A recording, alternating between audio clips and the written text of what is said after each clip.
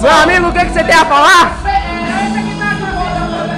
Eu, como treinador do nosso time, né? Nós perdemos um jogo fácil, foi fácil demais, porque vocês estavam muito velozes. Nós perdemos de 6, mas isso aí não é um time nosso. Isso não é um time nosso. Nós vamos colocar o nosso time na segunda divisão, agora que vai vir nesse ano agora. Mas é bom que você não perdeu igual o Santos contra o Barcelona, senão você estava lascado.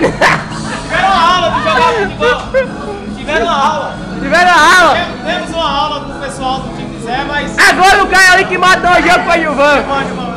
Gilvan, fala aí pra sua torcida.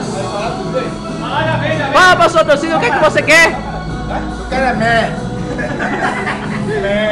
Toma, neguinho. Você não fez 3 gols, mas eu vou te dar uma música. Qual a música você quer? Pediu a música aí agora. Não, mas o pênalti batido daquele ali vale por 3 gols. Ah, Maria! Quem que bate daquele jeito? Vai! Ninguém.